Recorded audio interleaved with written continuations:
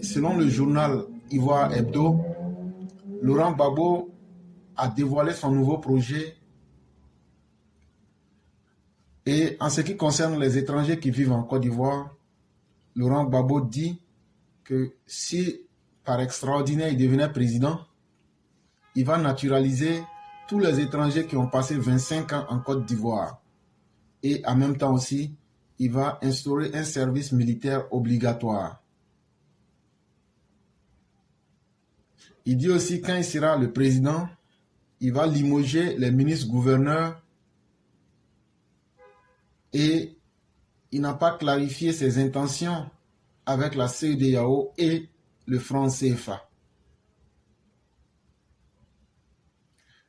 Et tout naturellement, ceux qui connaissent l'homme Gbagbo et qui savent que c'est un roublard, savent qu'il a fait ce message-là pour tromper les habitants de l'AES, pour essayer de leur faire adhérer à sa cause, afin que les dirigeants actuels qui sont au Mali puissent faire un coup d'État en Côte d'Ivoire. Voilà pourquoi, voilà ce qu'il pense dans sa tête, en blaguant les gens de la CEDEAO. Et Afingé San, je vais vous faire écouter, reconnaît que le FPI a été un parti extrêmement nocif et xénophobe. Et Laurent Gbagbo tente de tromper tout le monde en pensant que ce que lui veut, c'est ce qui peut être la réalité. Mais à travers ses propos, le journal L'Expression affirme que Laurent Gbagbo étale de cette façon donc sa méconnaissance des relations internationales. Ça veut dire que Laurent Gbagbo ne connaît absolument rien en relations internationales.